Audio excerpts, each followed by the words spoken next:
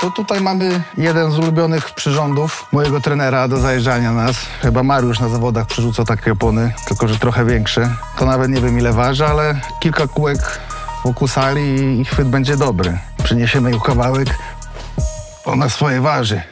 Nie wiem, może stówkę, może nie ma. Tu też jest jedno z ulubionych narzędzi mojego trenera.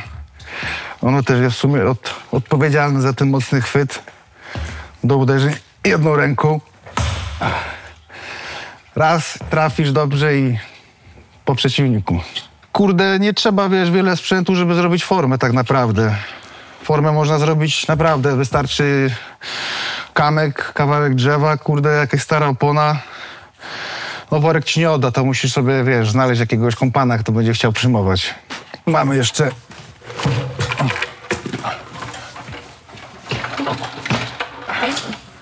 belkę jak w Shaolin. Musisz to zrobić raz. Chociaż raz, żeby wejść na matę. Tak trener wymyślił.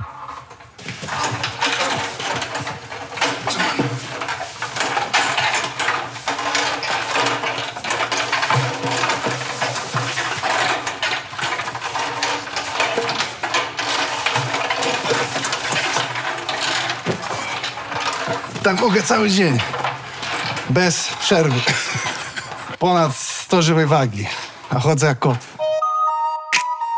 Przygotowania idą bardzo dobrze. Russell to jest taki trochę mój wymarzony przeciwnik, bo no, tak jakby specjalizuje się tutaj w grapplingu, więc przygotowania Szymona pod kątem tak dobrego przeciwnika grapplingowego to dla mnie tak jakby wymarzona praca, ciekawe wyzwanie. Na razie wszystko idzie bardzo dobrze. No teraz gościmy Benka, który przyjechał do nas z Grodziska. Waży 125 kg. Dla mnie to jest fajne doświadczenie zrobić z takim ciężkim, bo taka siła, wytrzymałość siła, ona później zostanie i zaowocuje na walce. Także ja lubię robić z cięższymi od siebie, bo przeważnie walczę z cięższymi od siebie.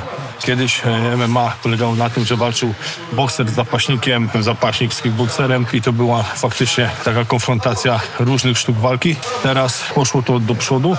O tyle, że wszyscy wszystko umieją, tak? Jeżeli chodzi o Ricardo Prassela, uważam, że jest uniwersalny. Wszystko potrafi zrobić w walce, potrafi obalić, potrafi boksować, ale jednak jego domeną to jest to brazylijskie jiu-jitsu, co pokazał choćby nawet w walce z Danielem Omielanczykiem.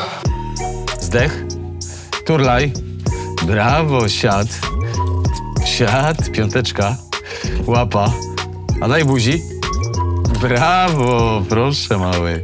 Pierwszy medal z Mistrzostw Polski, który zdobyłem w pływaniu w wieku 12 lat. Srebrny medal Mistrzostw Polski na 100 metrów w stylem motylkowym. To jest takie największe moje osiągnięcie, jeżeli chodzi o ten sport, ponieważ pływałem 6 lat. Nie przypłynę tyle, ile trwa runda, wiesz, mało to jest bardzo długo.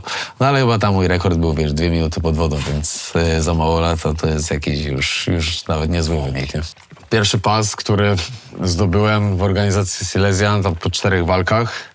Dostałem szansę zdobycia pierwszego pasa w federacji w wadze 70 kg. Ogólnie to było też moje marzenie, jedno z wielu, żeby po prostu mieć pas mistrzowski jakiejś polskiej federacji lub nawet zagranicznej, żeby być mistrzem danej federacji. No i udało mi się go zdobyć i udało mi się jeszcze go obronić. Rozpłakałem się 2 razy chyba w życiu w sporcie, jak właśnie zdobyłem pas i jak się po prostu dostałem do KSW, jeszcze wygrałem tę walkę, wiesz, to było takie jedno z największych moich marzeń, jak zaczynałem, wiesz, przygodę. Żona na mnie krzyczy, że już za dużo tego wszystkiego i że ona nie może oglądać telewizora, wiesz co, hotelu Paradise lub różnych. Czyli tu jest jedno, tu jest drugie, on czasem leży tu, jeżeli jej przeszkadza. No i co, może sobie zrobię jeszcze tu kolejną półeczkę, tam tą półeczkę, jeszcze mam, wiesz, miejsce w klubie, więc myślę, wydaje, że wszystko się zmieści. Na miejsce, już, zostań. Pan ci idzie na trening. Widzisz, ja miałem 2 przegrane z rzędu. Po 3. walce przegranej z rzędu chciałem kończyć, wiesz. Wygrałem tą walkę i jestem w KSW, wiesz, a miałem kończyć wiele razy, wiesz, miałem problem tak samo z głową. Też nie mam tak jak każdy inny sportowiec, że ja sobie żyję ze sponsorów lub żyję ogólnie z walk, bo nigdy w życiu nie żyłem z walk. Nie wiem, czy w ogóle kiedykolwiek na plus mnie poszły walki, jeżeli chodzi o przygotowania. Bardziej to robię, wiesz, z pasji, bardziej robię to, bo chciałem być w tym miejscu, w którym jestem Nie narzekam na finanse. Ja powiedziałem, że nawet dla KSW pierwszą walkę mogłem zrobić za darmo. Walczę, wiesz, dla najlepszej organizacji w Europie. To był mój cel. Jestem tam, ale wiesz, jeszcze dużo może być przede mną albo dużo mniej przede mną, wiesz. Zależy, jak się potoczy życie, ale taka rada dla młodych, wiesz, żeby się nie poddawali, żeby cisnęli cały czas, bo jeżeli będzie już koniec życia, to nie będziesz żałował to, co zrobiłeś, ci się nie udało, tylko będziesz żałował tego, czego nie zrobiłeś. Nie? Jesteśmy już po treningu. Klasycznie mam tu za blisko sali treningowej park. Lubię często, zanim wrócę do domu, trochę złapać tego świeżego oddechu. Przede wszystkim przeanalizować w spokoju tą pracę, którą wykonujemy na sali, no i porozkminiać wszystkie uwagi, przede wszystkim trenerów, no i przyswoić te wszystkie akcje z nieodłącznym kolegą, czyli Monsterem. Tymi drzewami jest duża galeria rzeszowska, w której znajduje się też hotel Rzeszów. Trafiłem do hotelu Rzeszów, pracowałem jako kelner. Były sytuacje, że szedłem do pracy na 27 godzin, spałem 2-3 godziny na hotelu, bo nawet mi się nie opłacało wracać na mieszkanie i dalej pracowałem, tylko po to, żeby nabić tych godzin roboczych i na tygodniu móc dalej trenować. Tylko w poniedziałek byłem po całym weekendzie w pracy, byłem totalnie zmasakrowany. To treningi były bardzo słabe, wtorek podobnie, w środę już dochodziłem do siebie, więc środa, czwartek super treningi. No i później znowu maraton. W czwartek, piątek, sobota, niedziela, praca.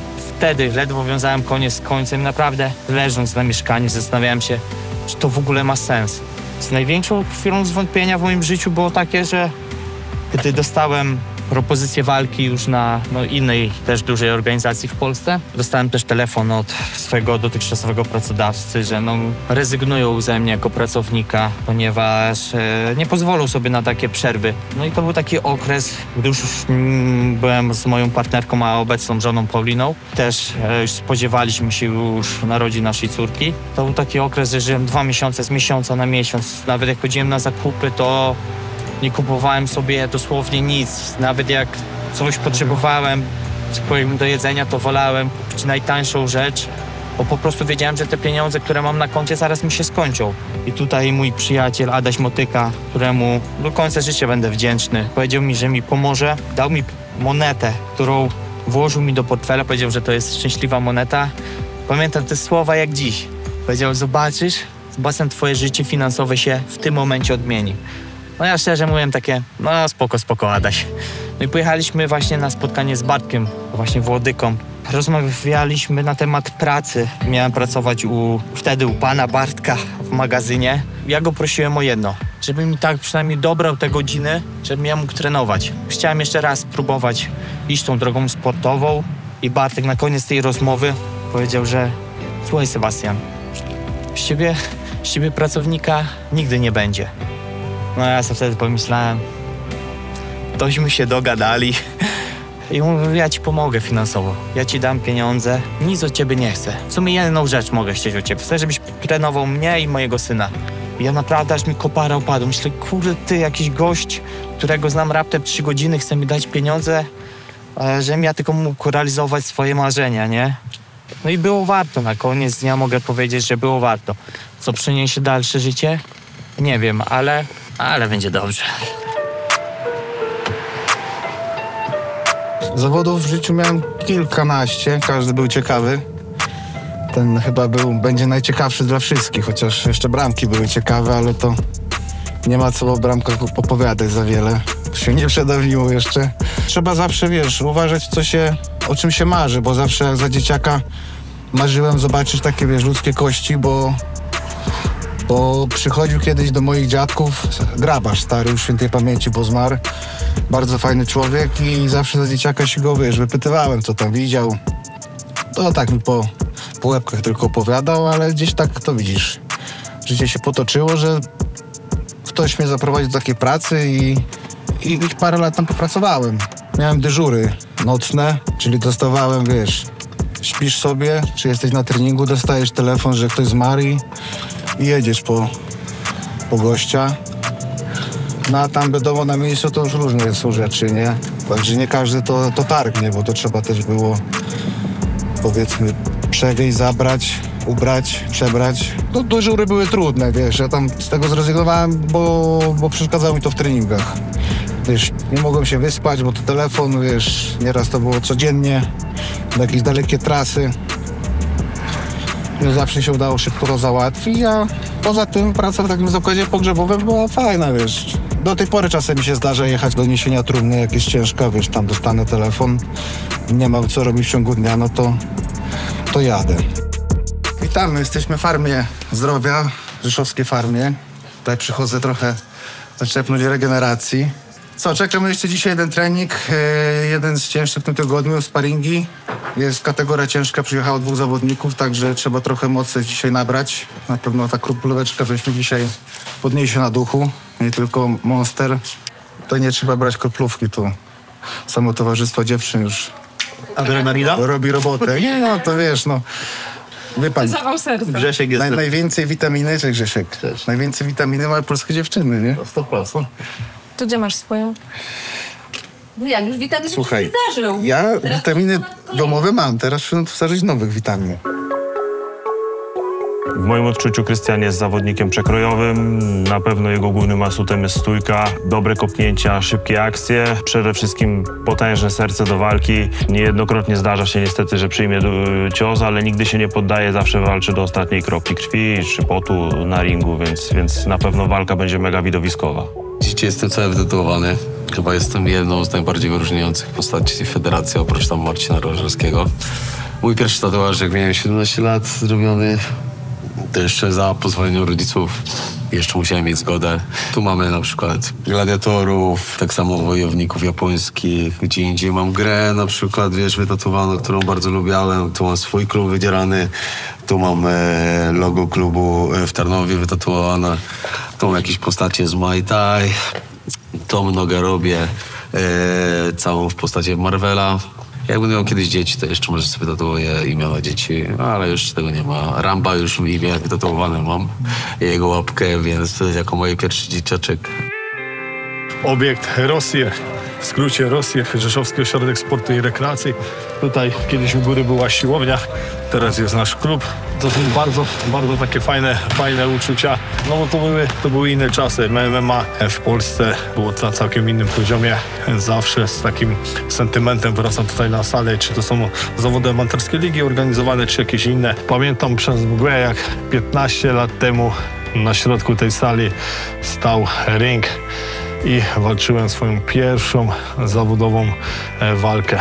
Ogromny stres, ogromna adrenalina. Wtedy jeszcze nie wiedziałem, że moja kariera sportowa dojdzie na tak wysoki poziom. A teraz, jak we mnie są emocje, że KSW, największa organizacja w Europie, gości w Rzeszowie, w mojej miejscowości, gdzie tutaj zaczynałem przygodę ze sportami walki. Naprawdę dla mnie to jest wielkie przeżycie i mega się cieszę, że kibice, rzeszowscy kibice, podkarpaccy kibice nie będą musieli wyjeżdżać za teren swojego województwa, tylko będą mogli obejrzeć galę na żywo w stolicy województwa podkarpackiego.